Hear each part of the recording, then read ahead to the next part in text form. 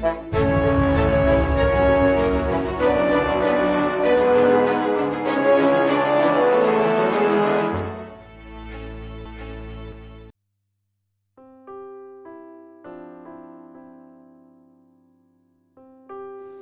ጤና ይስጥልኝ የእግዚአብሔር ቤተሰቦች እንደምን ቆያችሁ?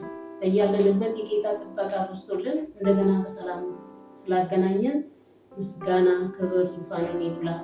ባለፈው ሳምንት የሶስተኛው ሩብ ዓመት የመጨረሻ ሰንበት ትምህርት አብረን አይተን ነበር። ዛሬ ደግሞ የአራተኛው ሩብ ዓመት የመጀመሪያውን ሰንበት ትምህርት ይዤላችሁ ቀርቤያለሁኝ።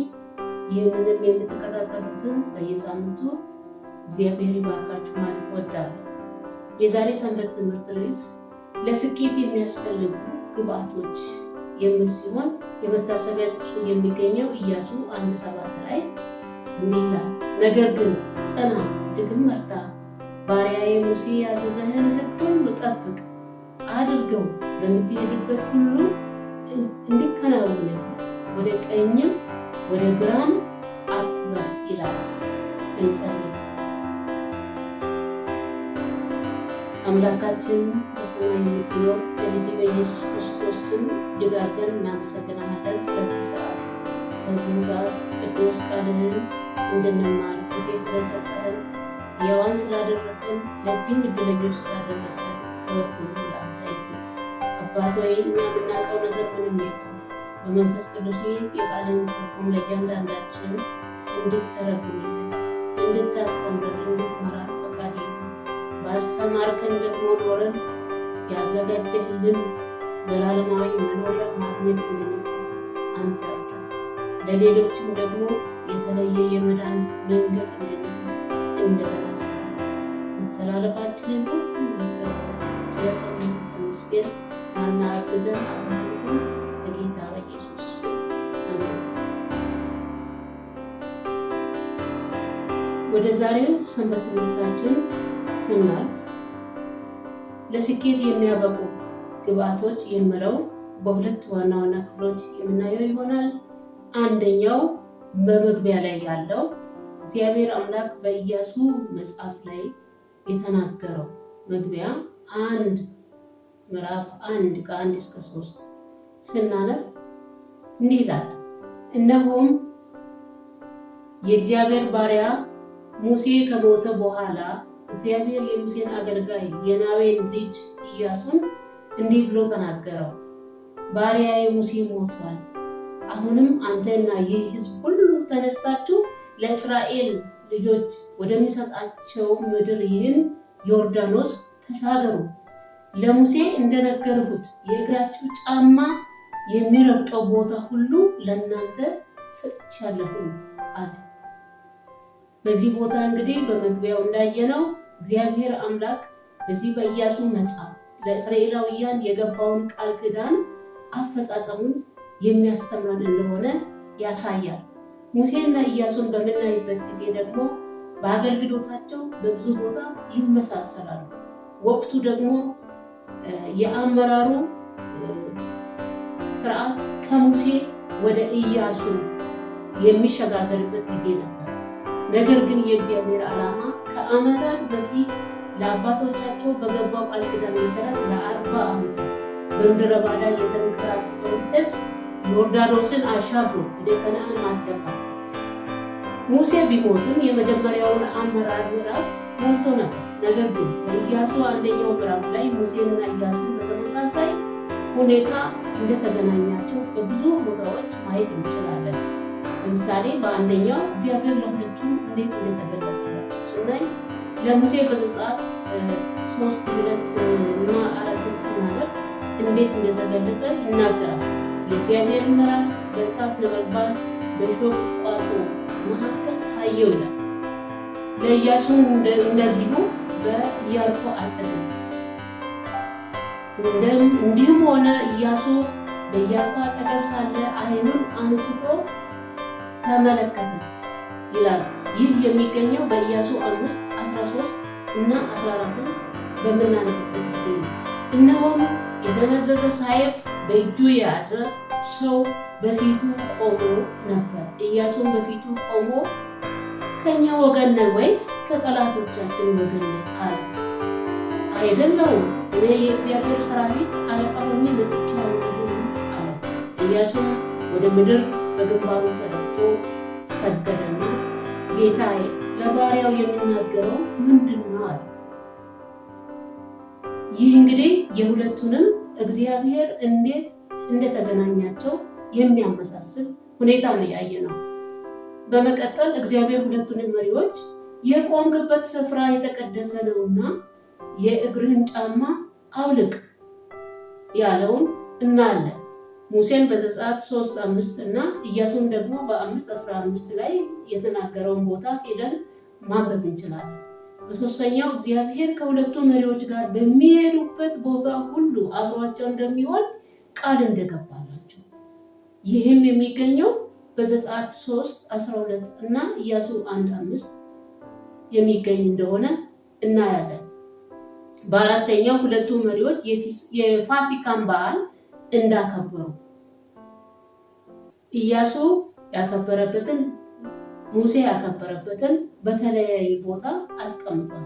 ሙሴ ያከበረው በዘጸአት 12:21-23 በምናነብበት ጊዜ ነበር የፋሲካን በዓል ወይም የመታለፍን በዓል ያከበረው። ኢያሱ ደግሞ በ5:10 ላይ እንዴት እንዳከበረ ማየት እንችላለን።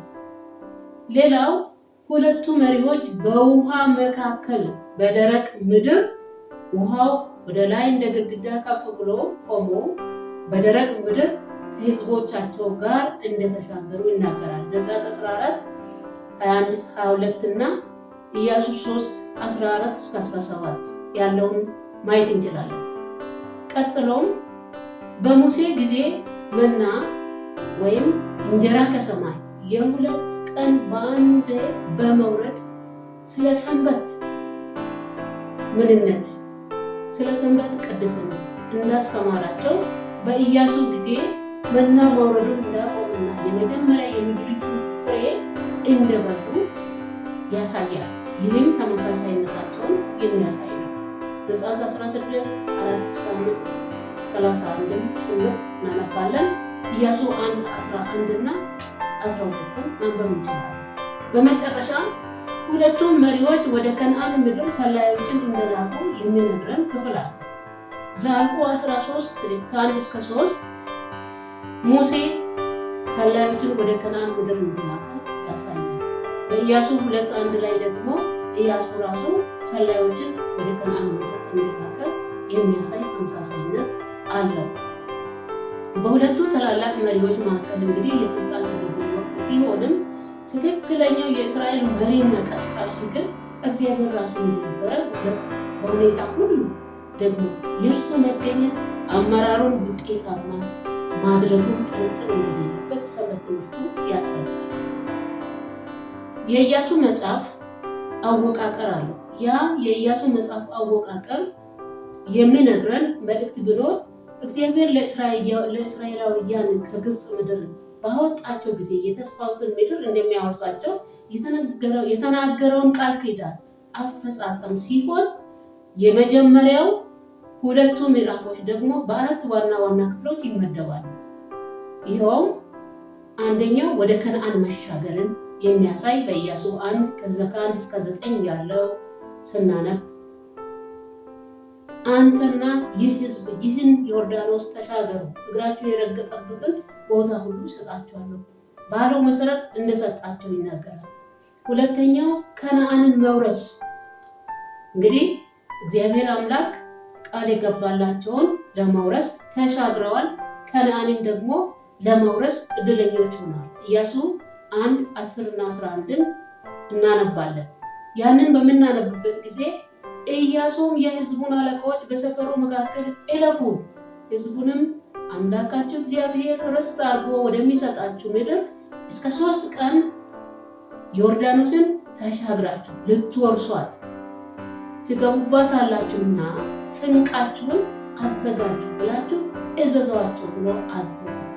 ይህንን ክፍል በኢያሱ 5:13-12-24 ማግኘት እንችላለን። ከዛ በኋላ ከወረሱ በኋላ ደግሞ ያንን የወረሱትን መሬት የመከፋፈል ሁኔታ ነበረ። በሶስተኛው የመሬትን መከፋፈል ስርዓት ኢያሱ እንዳካሄደ ይኸውም እግዚአብሔር አምላክ መጀመሪያ በሙሴ የተናገረው ነገር አለ። ዮርዳኖስን ሲሻገሩ ከዮርዳኖስ ማዶ የሚቀሩ 3 ክፍሎች አሉ፣ 3 ወገኖች አሉ። ከሮቤል ወገን ጋር የምናሴም እኩሌታው ወገን አንድ ላይ ሆነው ለወገኖቻቸው ለወንድሞቻቸው እነሱ መከታ እንዲሆኑ ቀጥሎም እነሱ ያንን ካደረጉ በኋላ ለእነሱም ርስት ከዮርዳኖስ ማዶ እንደነበራቸው ለሙሴ ተናግሮ ነበር። ያንን ነው ኢያሱ እያካሄደ የነበረው። ዕጣ ከተጣለ በኋላ ዕጣ የደረሰባትን ቦታ ሁሉ እያንዳንዱ እሺ ብሎ በመቀበል አገልግሎታቸውን እንደጀመሩ በሰላም እንደኖሩ የሚያሳይ ክፍል ነበር። በአራተኛው የእግዚአብሔር ሕግ ከሚታዘዙትና ከሚያምኑት ጋር በአገልግሎት ልምዶ የተስፋውን ፍጻሜ የሚያሳይ እንደሆነ ይኸው አገልግሎት የሚለው ነው። ማገልገል የሚለው አራተኛው ክፍል ላይ ነው ማለት ነው።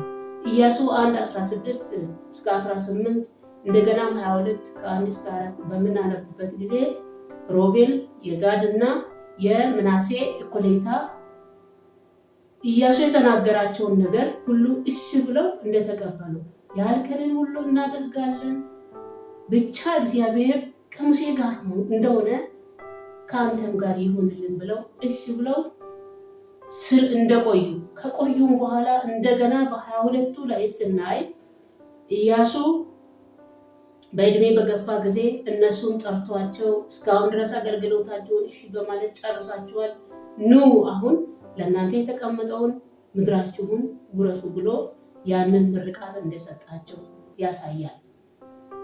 በተለይም እግዚአብሔር ለሙሴ የተናገረው ሁሉ የተናገረውን ሁሉ የሚታዘዙት ርስታቸውን ያለምንም ችግር እንደወረሱ እንደተቀበሉ ያሳያል በዛ ክፍል። እኛስ ዛሬ የእግዚአብሔርን አመራር እንዴት እየተቀበልን ነው ያለው? የእግዚአብሔርን አመራር በእግዚአብሔር የተወከሉትን ነቢያት የተናገሩትን ነገር ሁሉ እንዴት እየተቀበልን ነው ያለው? በኢየሱስ ክርስቶስ በኩል የተሰጠን የተስፋ ወራሽነት እድል ለእኛም አለ። ይህንን ማግኘት የምንችለው ግን እንዴት ሆነን ስንኖር ነው። እግዚአብሔር የተናገረውን እግዚአብሔር አድርጉ ያለውን አምነን ስንሰማራ ብቻ ነው የምንቀበለው። ለኢያሱ የተስፋ ወራሽነት ተስፋ ተሰጥቶት ነበር። የተስፋ ወራሽነቱ ቅድም እንዳነበብነው በኢያሱ 1:4-9 ቃል ኪዳኑን መውረስ እንዳለ፣ ቀጥሎም ደግሞ የነገረው በቁጥር 4 ላይ ድንበራቸው ከየት እስከ የት እንደሆነ ያንን የድንበራቸው ልክ ከዚህ ጀምሮ እስከዚህ ድረስ ያለውን መውረስ ትችላላችሁ የሚለውን ተናግሯቸው ነበር። ከሊባኖስ ጀምሮ እስከ ታላቁ ወንዝ እስከ ኤፍራጥስ ድረስ የኬጣውያን ምድር ሁሉ እስከ ፀሐይ መግቢያ እስከ ታላቁ ባህር ድረስ ዳርቻችሁ ይሆናል ብሎ ያንን ሁሉ ተናገራቸው። እግዚአብሔር ራሱ ለሙሴ ሲናገር ኢያሱ የተሰጠው ስራ በጣም ከባድ ነበር።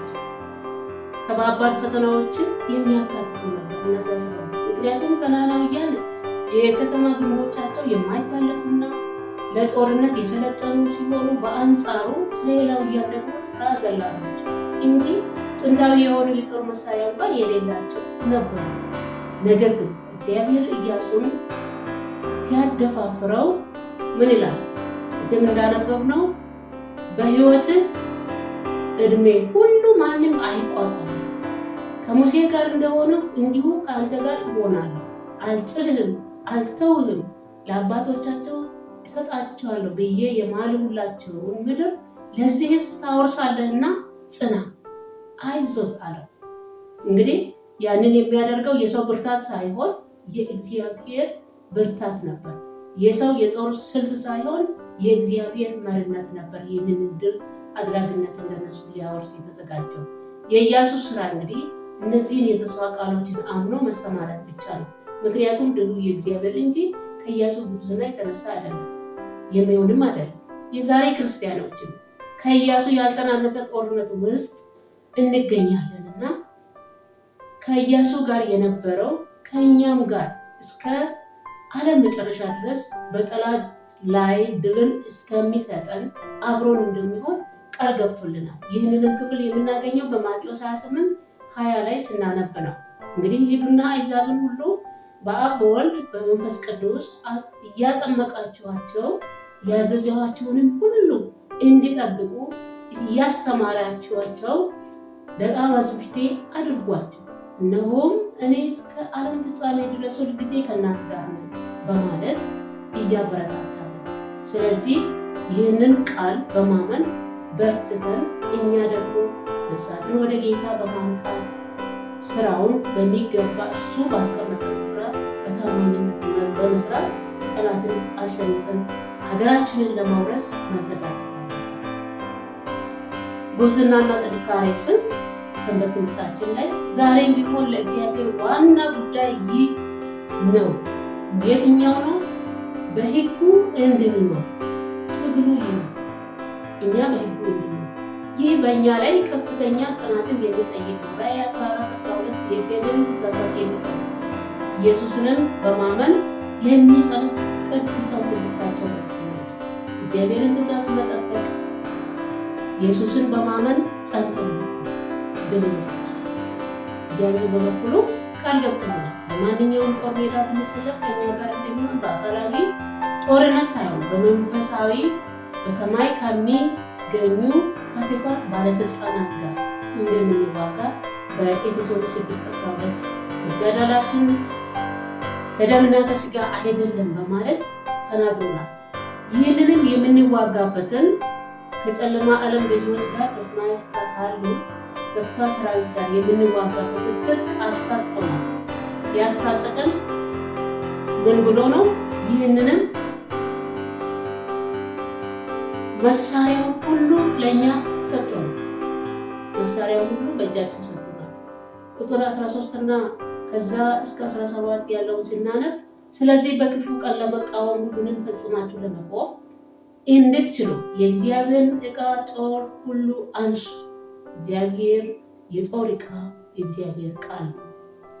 እንግዲህ ወገባችሁን በእውነት ታጥቃችሁ የጽድቅንም ጥሩር ለብሳችሁ በሰላም ወንጌል በመዘጋጀት እግሮቻችሁ ተጫምተው ቁሙ ይላል። ለማንኛውም ይህንን ስናደርግ ጠላትን እናሸንፋለን። ክንውን የሚለው ነገር አለ። ለማንኛውም ክንውኖች ዋና ቁልፉ በእግዚአብሔር መተማመንና ከእርሱ ጋር አብረን ስራውን ለመስራት በጸሎትና በልመና በፊቱ መሆን ብቻ ነው የሚያዋጣን እንጂ በራሳችን ምንም ብቃት የለንም። ክንውን ሊመጣ የሚችለው ከመለኮታዊ አመለካከት ወይም አስተያየት እንጂ ከሰዎች ሊመጣ የሚችል ነገር አይደለም። በኢያሱ 1:8 ላይ እንዲህ ይላል፣ የዚህ ሕግ መጽሐፍ ከአፌ አይለይ፣ ነገር ግን የተጻፈበትን ትጠብቅና ታደርግ ዘንድ በቀንና በሌሊት አስብ። የዚያን ጊዜ መንገድህ ይቀናልሃል፣ ይከናወንልሃል። እግዚአብሔር አድርጉ ያለንን በማድረግ ከእርሱ ጋር ስንስማማ ነገሮቻችን ሁሉ ይከናወናል። የእግዚአብሔር ሕግ ደግሞ የኛ የእምነት ስራ አንዱ የኛ እምነት ስራና የእግዚአብሔር ሕግ አንዱ ሌላኛውን የሚቃወም ሳይሆን ሁለቱም በአንድነት የሚጓዙ አንዱ ሌላውን የሚደግፉ የአንድ ሳንቲም ሁለት ገጽታ እንደሆኑ ሰንበት ትምህርቱ ያስረዳል። በተለይም በሮሜ 3:31 ላይ እንግዲህ ሕግን በእምነት እንሽራለን አይደለም፣ ሕግን እናጸናለን እንጂ። እኛም ስለ ሕግ በምናወራበት ጊዜ ከእግዚአብሔር ሕግ ጋር እንዴት መኖር እንዳለብን ነው እንጂ ስለ መዳናችን አይደለም። የኛ ከእግዚአብሔር ጋር ያለን ግንኙነት የሚጸድቀው የእርሱን ፈቃድ በማድረጋችን አንጻር ብቻ። እንግዲህ እግዚአብሔር የተመሰገነ ይሁን።